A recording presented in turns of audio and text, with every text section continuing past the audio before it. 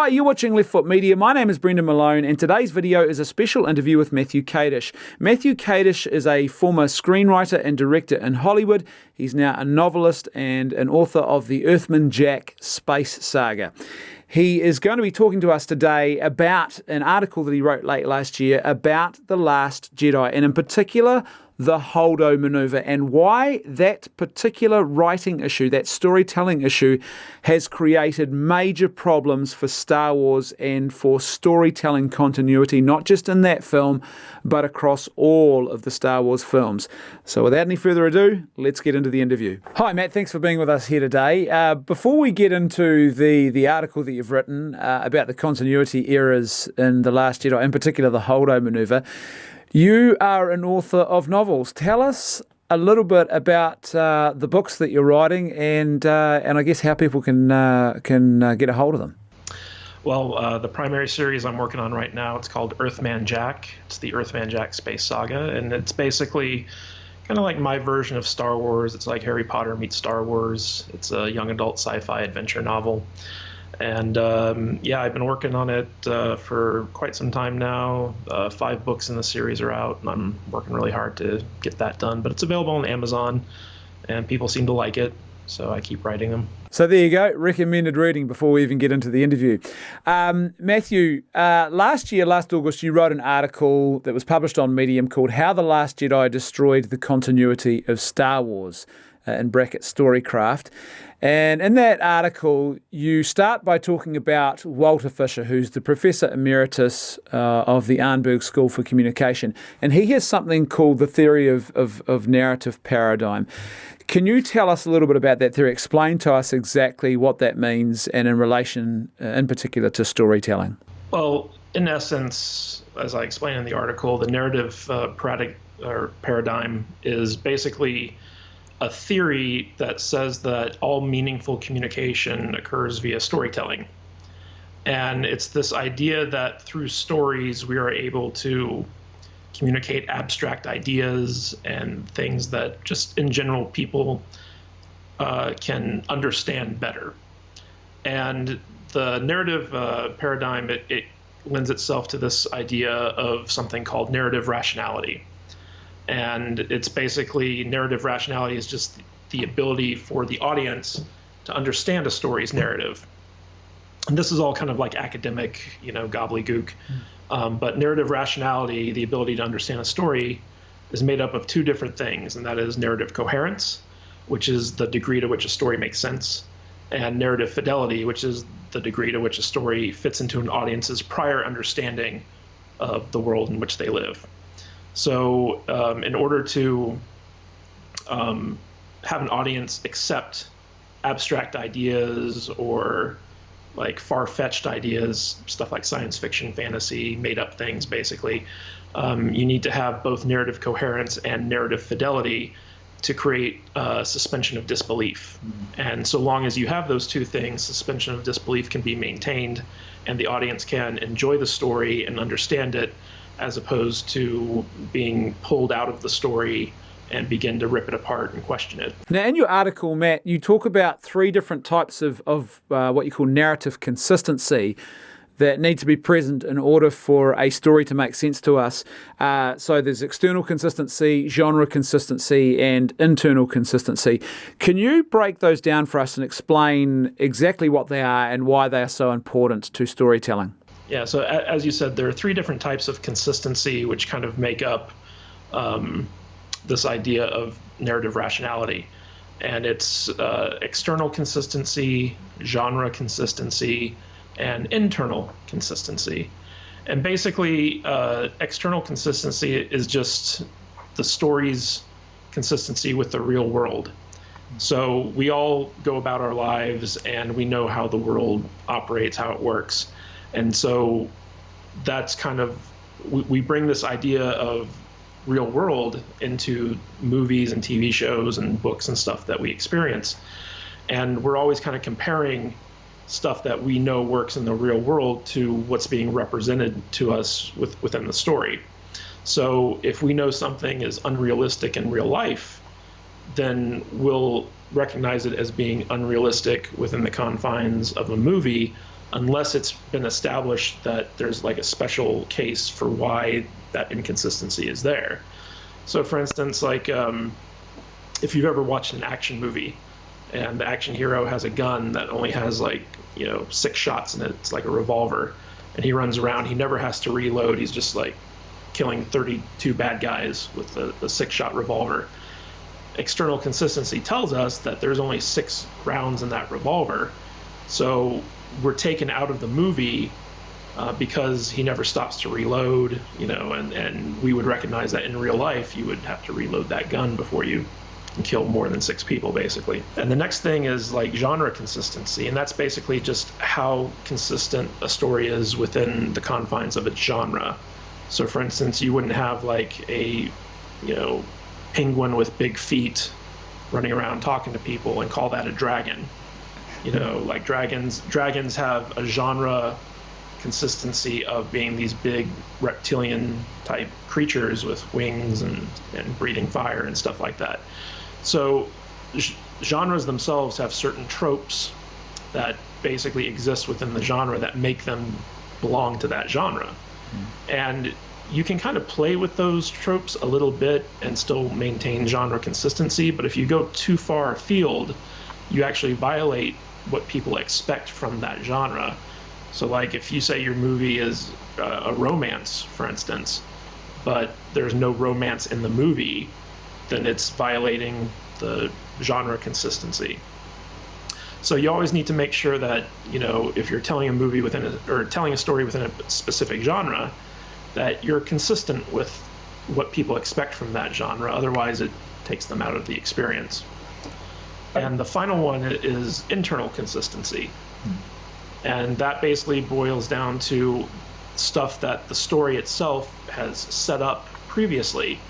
So, a story has to remain consistent within itself. It can't just make stuff up as it goes along or change the rules without a good reason that's clearly explained to the audience. Otherwise, you get things like plot holes, deus ex machinas, just things that people would be like, wait a minute, why is this like this all of a sudden? So for instance, an example of this might be, you and I are sitting at a table talking, and when the camera cuts to you, it's daylight, and then when the camera cuts to me, it's like nighttime. And there's no consistency in the lighting of this shot, and so like internal consistency is violated. Another example of this could be like, at the beginning of the story, I say my parents were murdered, and then at the midpoint of the story, I go to my mom and dad's house and complain to them about my life, and they're there, and for whatever reason that's never explained, they're still alive and they were never murdered. So it's kind of like, as an audience member, you'd be sitting there watching that. It's like, wait a minute, I thought they were dead.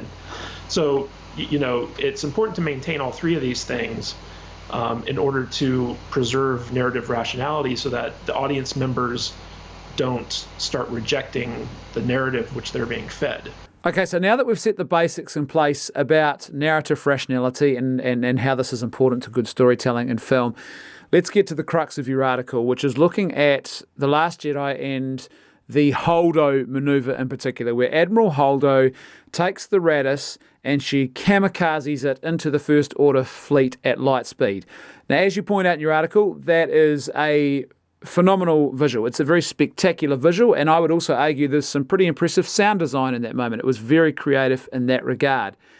However, and let me quote from what you've actually said in your article here, there's a big problem on the storytelling front, and this is what you've said. It violates the internal consistency of all the Star Wars movies, creating such a massive self-contradiction that it retroactively creates errors in plot logic in every previously made film in the franchise. That's a pretty serious claim. So how does it do that?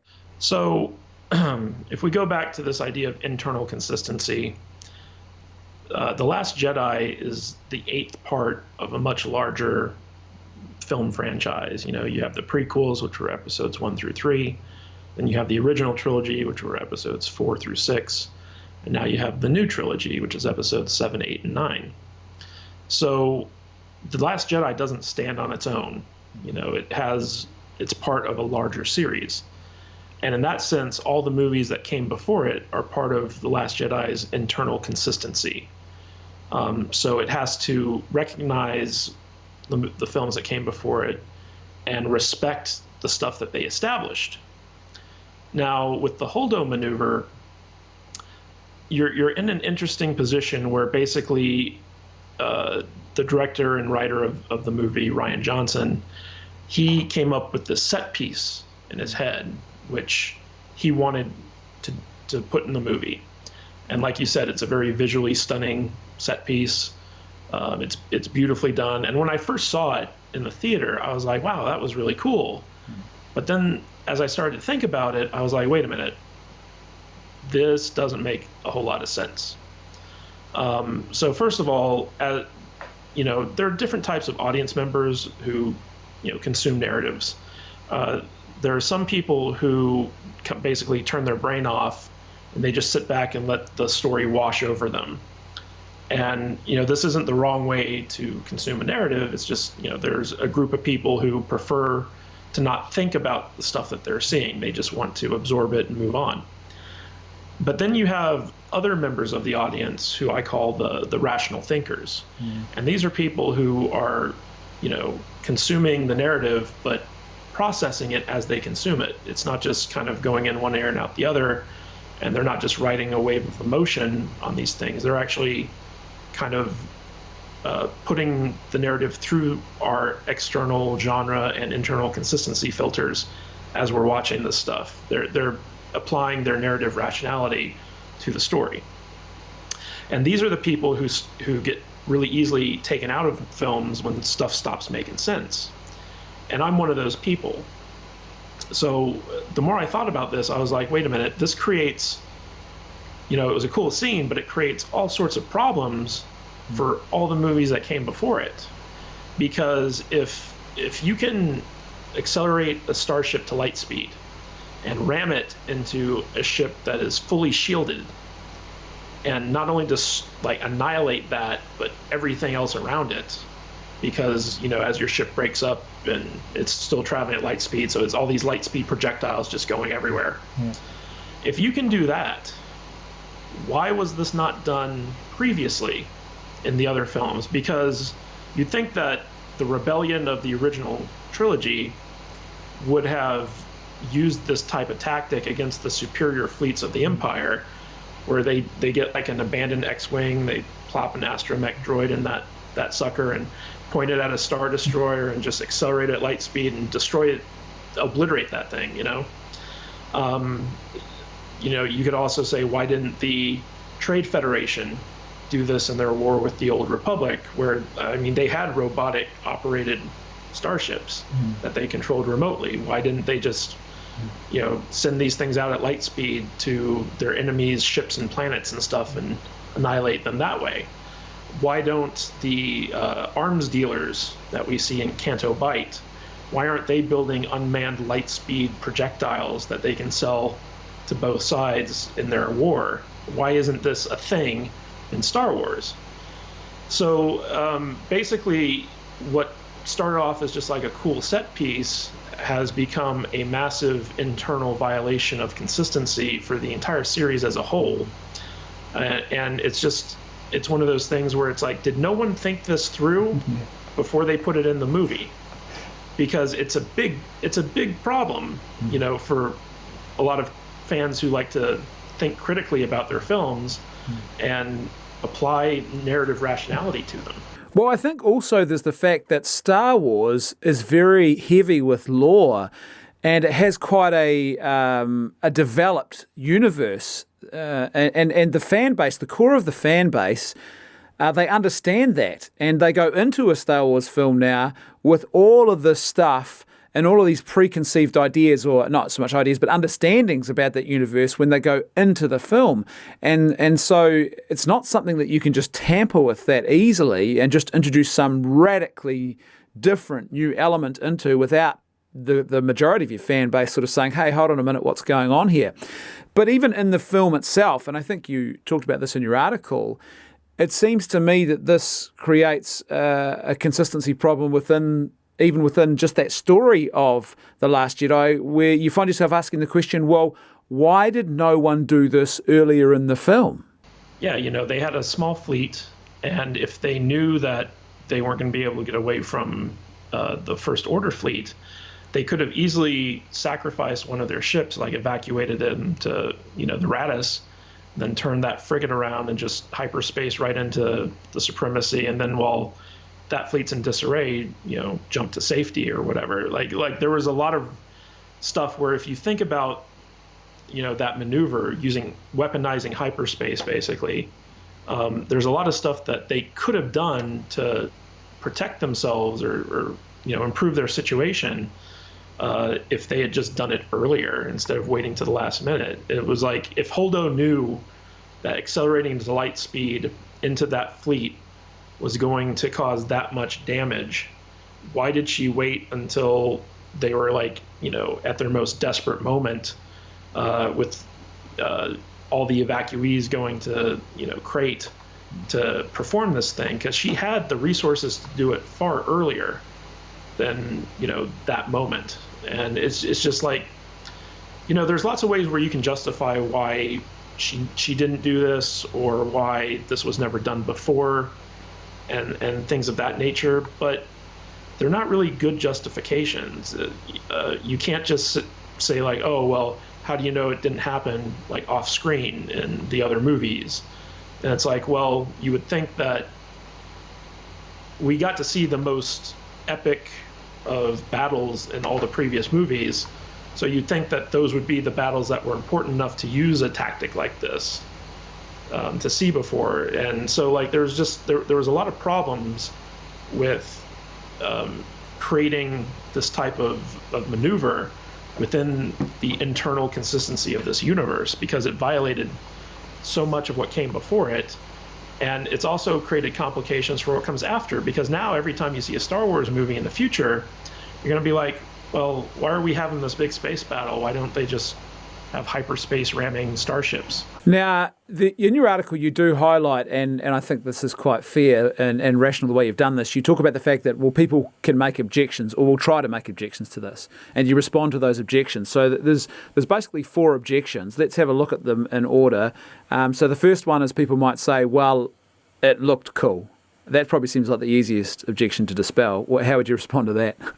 Well, it goes back to the non-critical audience members where, they don't like to think about the story and they're just kind of sitting back and having it wash over them and enjoying it, through emotions. And yeah, it did look cool. But the thing is that visuals wear off over time. So like something that was amazing when you first saw it becomes less amazing each time you see it subsequently. For instance, like the Matrix movies. When the first Matrix movie came out, the special effects in that were groundbreaking. You were like, whoa, that's the coolest thing I've ever seen. Now you watch that movie again like 20 years later, and you're just like, meh, it looks good, I guess. It's kind of old technology.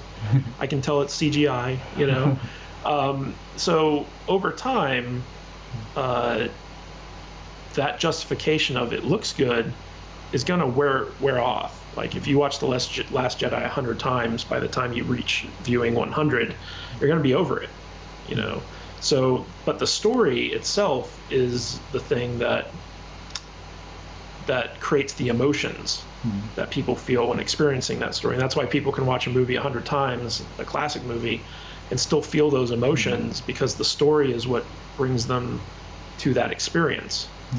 And with the Holdo maneuver, when people say, well, it looked really good, you can agree with that and say, yeah, it did look good, but at a certain point, that justification goes away, because stuff is going to come out that looks better than that, in terms of the technology of movies and things of that nature. So what happens when it's no longer something that's impressive visually, it's just something that's standard. Now, the second objection that people make that no one said this couldn't ever have happened before. How do you respond to that? Well, basically, my response is that you have to look at what the movies themselves have previously established.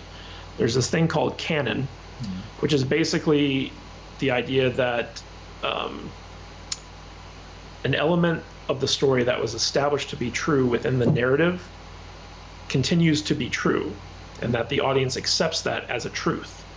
That's canon. And so, like, if you say Darth Vader is Luke's father in the movie, then people are like, okay, well, I guess Darth Vader is Luke's dad. So you can't just come out and pretend that Darth Vader isn't Luke's father once it's been established. Otherwise, that requires a retcon or a retroactive continuity where you go back and say, oh, Vader lied. It's kind of what they did with Obi-Wan, where he said Vader murdered and killed and, betrayed your father. And then, in the second movie, Vader's his dad. And then in the third movie, they retcon it and say, like, well, what I said was true from a certain point of view, So that's a good example of like a retcon type thing. But the thing about saying that just because we haven't seen it happen doesn't mean it couldn't have happened. That's what I like to call a headcanon justification. And basically, the concept of headcanon is that an audience member's personal kind of idiosyncratic interpretation of story elements is not actually supported by the actual story. And because it's a personal interpretation, it's not something that's widely shared or accepted by other members of the audience. Like, it might make perfect sense to you, but that doesn't mean it's going to make perfect sense to the 20 other people who are watching this movie along with you.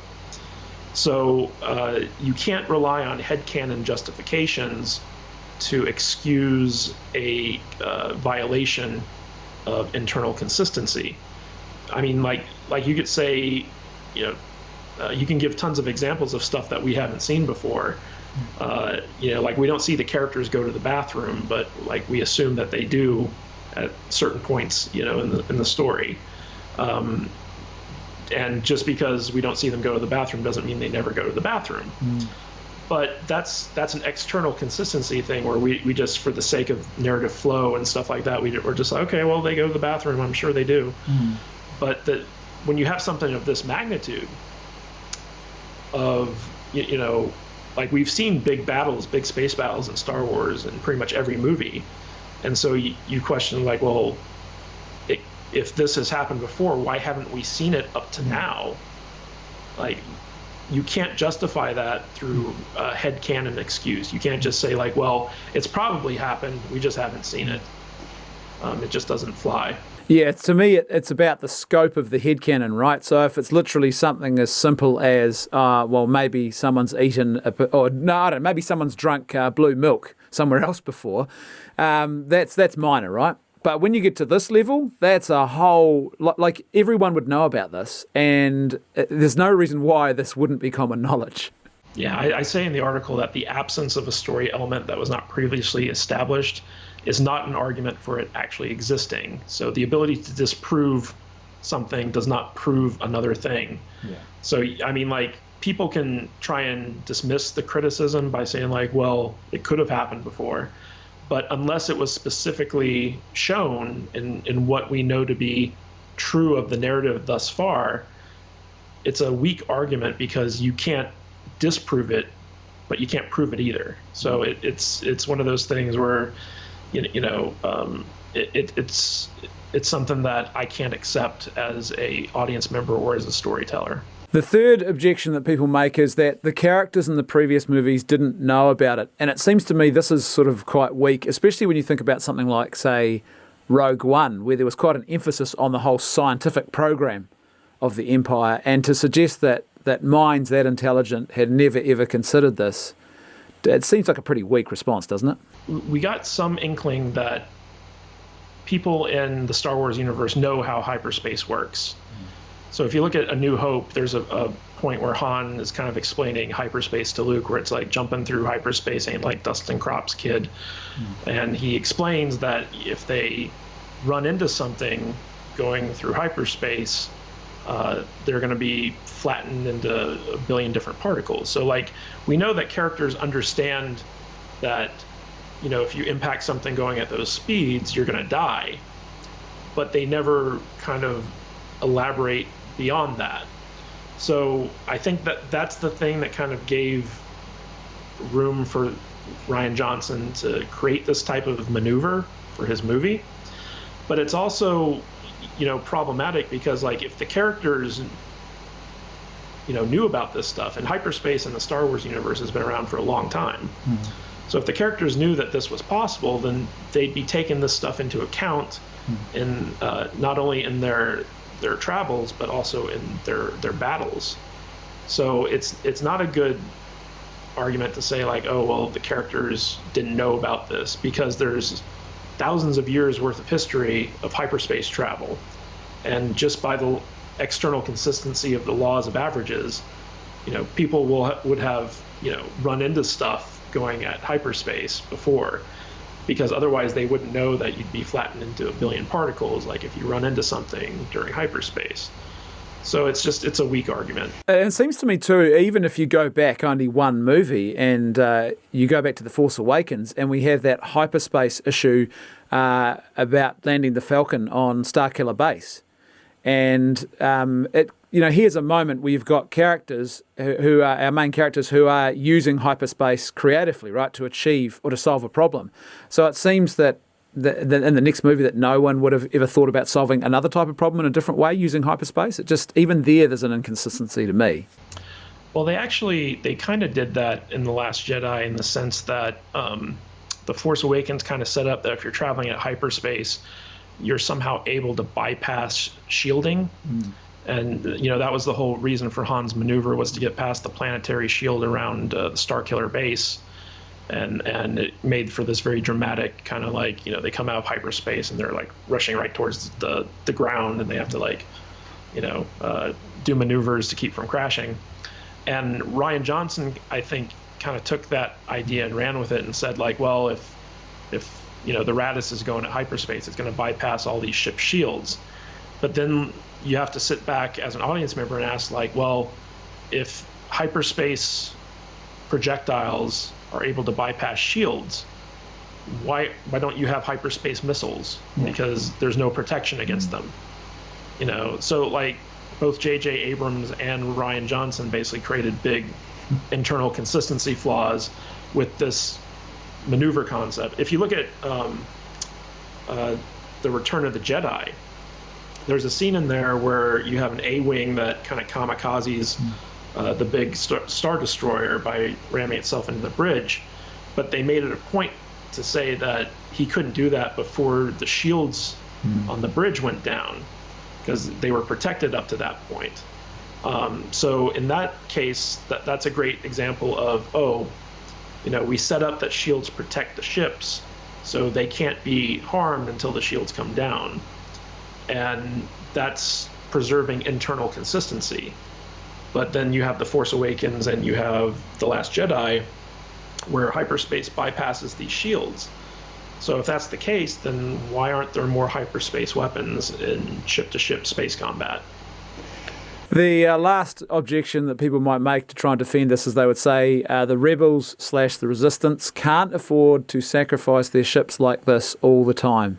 Oddly enough, the answer to that lies in The Last Jedi itself. With The Last Jedi basically established that the galaxy of Star Wars runs off of a war economy, where you have wealthy arms merchants that are creating military, like, hardware and selling it to basically both sides, And the idea that you have this huge war economy within the Star Wars universe, and these enterprising arms merchants aren't creating light speed weapons for each side to buy and use, just doesn't compute, because external consistency would tell you that, in a marketplace like this, people are going to be, giving weapons to, their customers that's going to give them the best chance of winning. Like, in real life, when the military commissions weapons to be made, they're trying to get the most advanced weapons as possible to give them an edge in battle so they can defeat their enemies. So when people go into a movie with that type of external consistency in their head, You can't say, oh, it's too, like this type of stuff isn't available in this universe, because it definitely would be, just based off of the war economy that was established in The Last Jedi. Now, on top of that, you have the argument that's like, oh, it's too expensive. They wouldn't be able to afford the manpower, the cost of lives and equipment it would take to, create a light speed projectile or whatever. But we've established that robots can fly spaceships in this universe. The entire Trade Federation, their starships were AI controlled, like they flew on their own. They didn't have any human pilots in them. So that notion is, completely not a good argument. But beyond that, the idea that, we've never dealt with the economics that goes into Star Wars before. So this idea that you have a universe that can create a space station the size of a moon, and have the resources and manpower and money to do that type of thing, all of a sudden can't afford to create light speed projectiles the size of capital ships. I mean, give me a break. You could have made a stockpile of hundreds of thousands of Star Destroyer sized light speed missiles for what they spent on the Death Star. So this notion that you can't, that it's too expensive to make these things in the Star Wars universe just doesn't compute, because even if you just made something the size of an X-Wing that has hyperspace engines in it, just that alone would be enough to cripple a capital ship that you aim it at. So you'd be seeing this stuff used widely for guerrilla-style hit-and-run tactics. You'd be seeing it used on a massive scale for like big governments that want to subjugate, planets or destroy enemy fleets and stuff like that. It would be a staple of the wars of the battle strategy of every faction in the Star Wars universe. But it's not, because up until Rian Johnson got his hands on the material, it wasn't even a consideration because it didn't exist. And his creation of weaponized hyperspace creates all these issues that kind of retroactively go back and affect all the movies beforehand, and even a lot of the expanded universe stuff. Well, I would say too, it's also going to affect everything going forward now, because presumably they're going to have to come up with a weapon to counter this new weaponized hyperspace. And every time now going forward where you find yourself in a situation, probably typical Star Wars big battle finales and things like that, you're going to be asking, well, why are they not just weaponizing a ship into hyperspace now to actually solve this problem? It just opens up a whole can of worms that, didn't have to be there.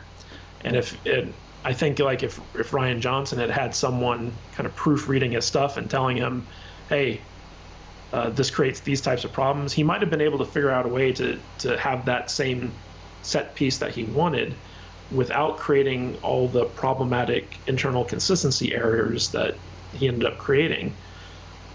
Writing's hard. A lot of people don't understand that. And the reason it's hard is because you have to take these things into consideration.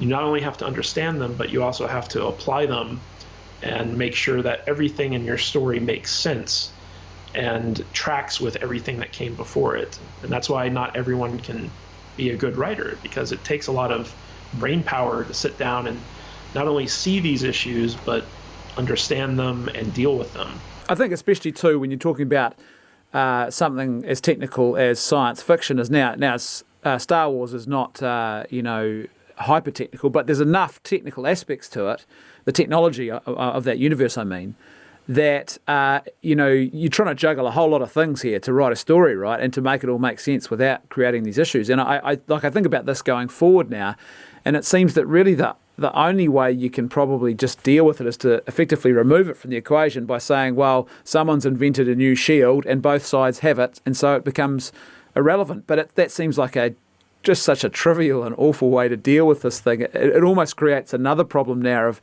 like the ability to tell stories well in Star Wars, and that universe gets hampered by it as well. Yeah, and it's not only the movies. The Mandalorian's going to have to deal with this issue. Any Star Wars book or cartoon or TV show. It's like why don't they just hyperspace into the bad guys, you know? And like you said, like in order to deal with it, they have to invent some type of new MacGuffin to dismiss this thing, and it all could have very easily just been avoided because Star Wars has never been like Star Trek, where you have people who actually like dive down into like the technology and the science behind it.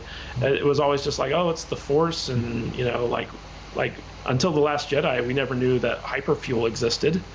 Like there's just a lot of stuff that was kind of glossed over in the Star Wars movies because it wasn't about the technology.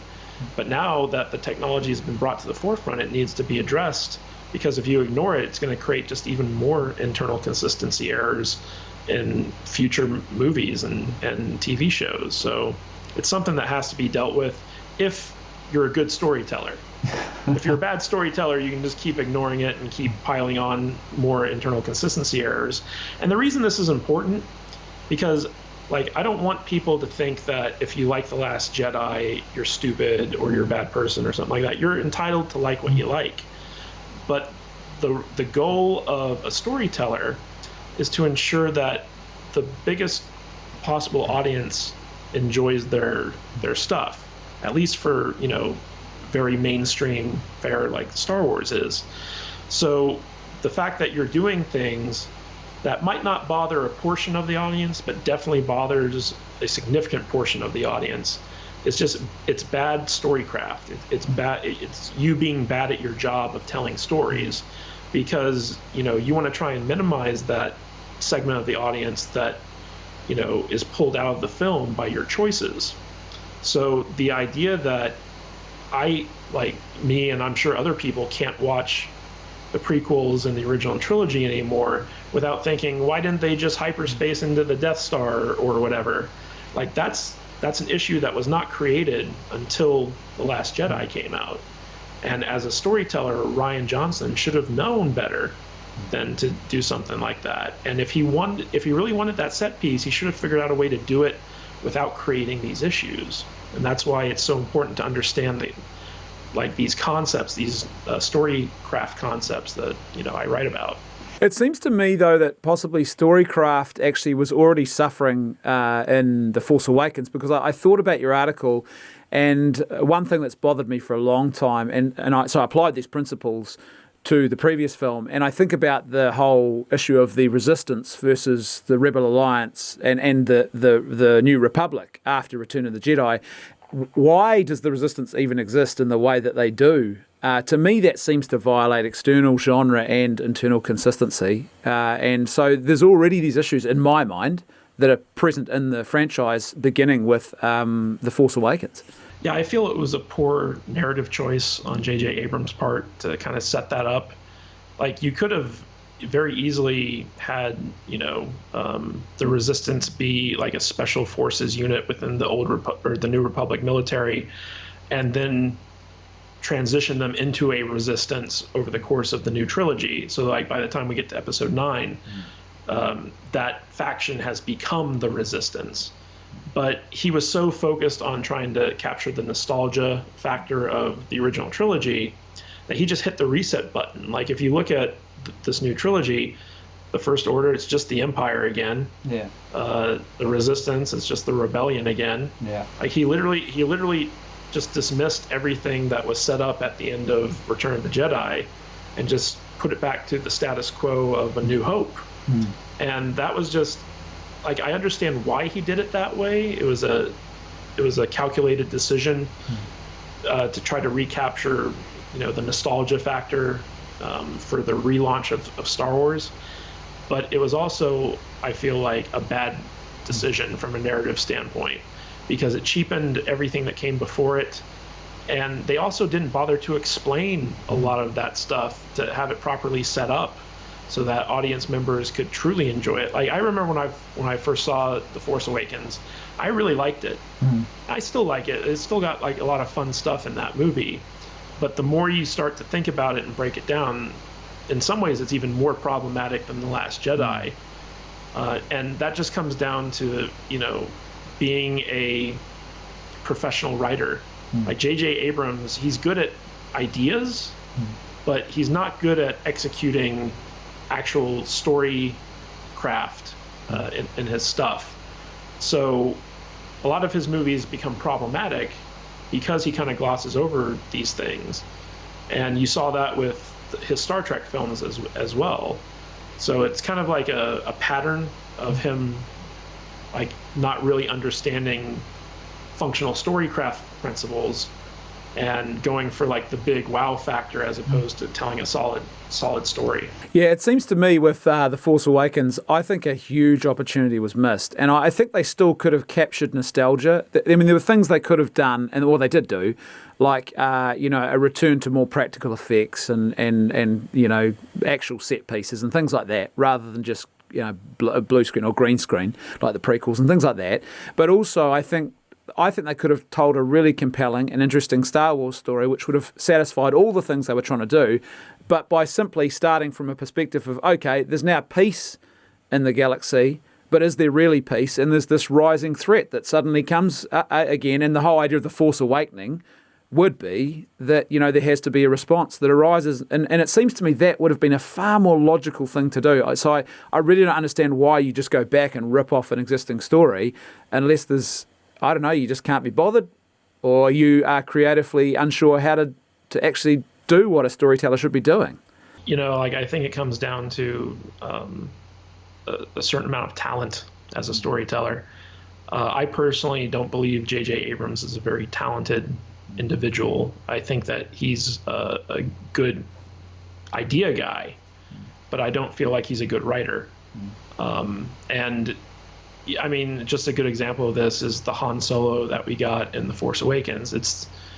It would have been interesting to see like a 30-year older Han Solo and have him actually be, more mature. And, maybe instead of being a smuggler, he could have been, I don't know, like an admiral or something in the old Republic military or whatever, because of his, experience fighting the Empire. Like, it would have been interesting to see how he evolved over the course of 30 years and still maintain that Solo thing instead of him being literally the exact same character he was in A New Hope. Like J.J. Abrams just got rid of his entire arc throughout Empire and Return of the Jedi and just reset him to the Han Solo that we saw in A New Hope. And, as a storyteller, you want to think about what that does to the audience, because it was cool to see the old Han Solo that we know and love, but it was also kind of sad to see like, oh, he's a deadbeat dad, he left Leia, he is doing the same thing that he was doing like 30 years ago without any of the heroic aspects to him. It was just like, it was disappointing. But then you got the flip side of that where they took Luke. And it's like, he's had 30 years of crap piled on him, and so now he's a completely different character that we don't recognize at all. So, you kind of need to understand the core of what people love about these characters and maintain that while also moving them forward. And, I think it's kind of a systematic problem in Hollywood in general, in the sense that they don't really teach these guys how to tell good stories. They teach them how to point a camera and make stuff look good and come up with, big blockbuster ideas, but they don't actually teach them how to write or how to, create compelling characters or anything like that. I have this theory that basically that we don't do mythology well anymore in the West. And my theory is that I think that a lot of it has to do with a loss of some of the bigger things like, good sound philosophy and things like that, which often throughout human history has informed the storytelling. And so now it seems to me that when you think about particularly filmmaking and storytelling in that sort of field, a lot of it seems to be literally about those things you've just talked about. It's about the visuals. It's about some technical aspect of lighting and special effects, rather than the fundamentals that really matter. The compelling story, the narrative of a hero who has to overcome something, and characters that are meaningful that we can identify with. We see our own struggles through them and things like that. And I think that those aspects of mythology that were once present are so badly lacking now. We just don't do mythology well anymore. I would say you're correct in the sense that movies don't do that well anymore. But in longer form mediums like novels and TV shows, that's actually done very well. The big budget filmmakers who make these Hollywood blockbuster films, they're more kind of concerned about spectacle than they are about, telling good, solid stories. For the most part, there are a few guys out there who understand storytelling and make really good movies, really tight movies. But I think because creating mythology is a writer's medium, it's something that people who write well focus on. They kind of move more towards long form storytelling as opposed to being limited to like the 2-hour movie. Like if you look at a movie or a TV show like Mr. Robot, for instance, Sam Esmail, who basically writes that entire show, he's crafted this really intricate mythology for that show, which is just fascinating to watch. A lot of the Marvel Netflix TV shows, we're really good at doing that kind of long form mythology building, and a lot of original series on Netflix and Amazon and even Hulu do really, like Black Mirror. That does a great job at mythology making. But if you look at the big Hollywood movies that come out, they just continue to fall flat on their face because you have this whole generation of filmmakers who are more concerned about green screen visual effects than they are about character arcs and plot structure and just telling a good solid story. And that's a fair response, I think. I'm halfway through Justin Cronin's trilogy at the moment, and I read The Passage a couple of weeks ago, and under the second book, The 12 now, and that is some phenomenal mythology and some really great storytelling. In my own novels, it takes me months to kind of sit down and outline them and make sure everything is consistent and makes sense, and every bit of backstory is in my head, even if I don't share it in the novel itself. But there's a lot of work that goes into crafting a believable tale and mythology and backstory and all this stuff that makes stories rich and makes audiences really connect with them. And I don't think a lot of people put that type of time and energy into big budget movies anymore. Like if you look at something like Alita Battle Angel, for instance, that's actually a very well-written movie from the perspective of world building. I mean, it has its problems and stuff, but when compared to something like The Last Jedi feels like it was slapped together in comparison, because a lot of Battle Angel Alita stuff was very well thought out and explained and set up, and a lot of the stuff in The Last Jedi just didn't come off like that, because there are just so many narrative errors in that movie. And Rian Johnson, in his defense, he didn't have the benefit of having The Force Awakens done when he was getting ready to make The Last Jedi, so he was relying off of the shooting script, which I'm sure was changing constantly. He was relying off dailies, but he didn't know these characters, he didn't know the events, so he kind of did the best he could with what he had. He was kind of like writing blind from a first act that he hadn't really been exposed to quite yet.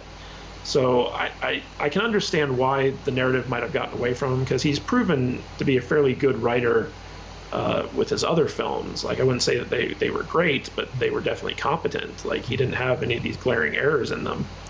But when it came to Last Jedi, I feel like the development period which he was subjected to was so kind of short that he didn't have time to really think this stuff through and take the time to work out all the kinks and stuff like that. And I think that might be another reason why movies fail in this mythology building, is because they just don't have the luxury to flesh this stuff out. I remember reading that originally Kathleen Kennedy was going to hire this writer, I forget his name, but he was going to develop the new trilogy before J.J. Abrams had kind of come on board.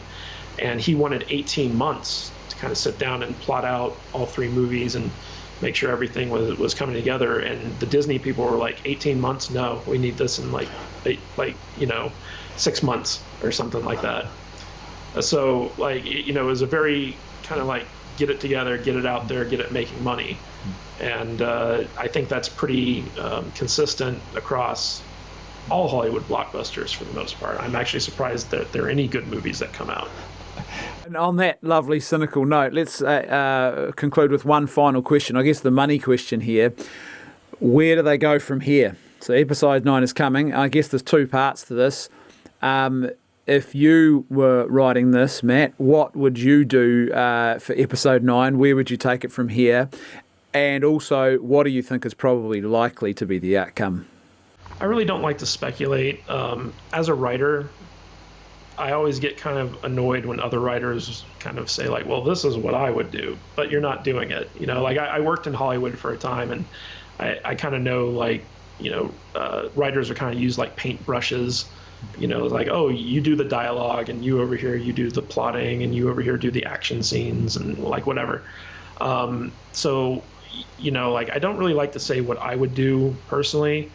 I do think that from a storycraft perspective, I feel like they should expand it from a trilogy into a quadrilogy, whatever, like four movies, and have, you know, The Force Awakens and The Last Jedi be kind of like, you know, two parts of a single narrative, and then have episode 9 and 10 be two parts of a single narrative that kind of bridges the gap. Because I feel like just having a final third movie try to wrap up all the issues that The Last Jedi created, it's not going to be enough. So I feel like they should have at least 2 more movies to kind of bring this saga to an end.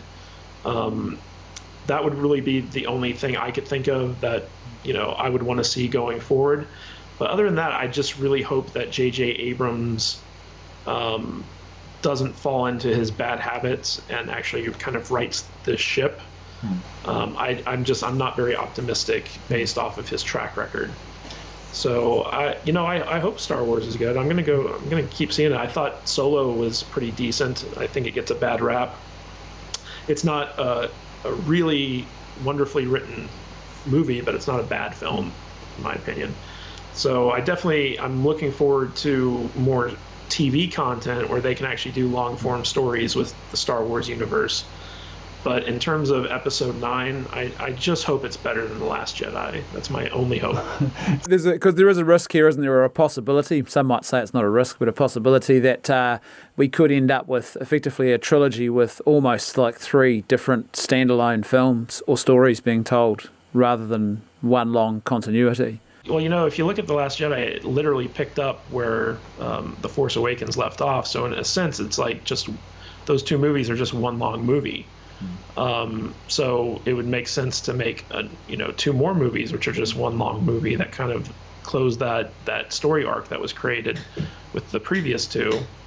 And like a lot of people are down on episode 9, but I'm going to hold out hope that it's good. And just keep my fingers crossed. Well, that's the Star Wars fandom, isn't it? There's always hope. Tell me, just to wrap things up, do you subscribe to the theory that you can't do Star Wars stories without the Skywalker saga? No, there have been lots of stories without Skywalkers in them. Old Republic stuff, expanded universe stuff. So I feel like the Skywalkers were a very interesting story in a much larger universe. And I wouldn't mind, continuing to see new Skywalkers, coming up and seeing their stories. But, Star Wars is so much bigger than just like one family line. And I'd love to see, new characters and new situations. And we're going to be getting that with like the Mandalorian and the Cassian Andor series. And, hopefully after they wrap up the new trilogy, the Benioff and Weiss proposed trilogy, the guys who do the Game of Thrones stuff, hopefully they'll come in with like a whole new concept. And I really hope that they do something going forward as opposed to like going backwards in history and like regressing to the Old Republic or stuff that we've already seen. I think that's a big issue with just movies in general. Is it's easier to tell prequels because you already have all this backstory to play off of than it is to create something completely new and move a franchise forward. So I would like to see them do something brand new that they're not beholden to any pre-established lore or canon, and they can kind of pave the way for like new and different and exciting stories to be told where we don't know what to expect. So Awesome. Matt, thanks for being with us here today. How do people follow you? How do they, you're on social media, how do they keep abreast of what you're writing, any of the output that you're putting out there into the world? Well, they can follow me on Twitter at Matthew Kadish, Kadish. And I also have a Facebook discussion group where we talk about movies, TV, books, pretty much anything pop culture. You can find that at www.eggfbgroup.com. And of course, if you type in my name in Amazon, you'll see my books there. You can also type in Earthman Jack to find my books on Amazon. And those are the three major ways that you can find my stuff. So like if you want to know if I really kind of practice what I preach when it comes to storycraft and stuff like that, you can go check out my books. If you go to earthmanjack.com, you can get the first book in my series for free when you sign up for my newsletter. So you can see if I'm full of BS or not. Oh, that's brilliant. You've given me a whole lot of new reading material. I've already got a big pile on my bedside table of books to work through, so my wife's going to love this, another set of books to go on top of that. And, also, you can follow me on medium.com for all my articles. Yeah, and I'll post a link to this one, which we've been talking about, which was on Medium. Matt, thanks for being with us here today. It was really awesome to have you on the show. Thank you. It was a real pleasure. Thanks for watching. As per usual, I'd love to hear your thoughts, so please let me know what you think in the comments section below. And if you like the content I'm creating and you'd like to see more of it, then please consider financially supporting the channel. The links for how to do that are found in the video description below.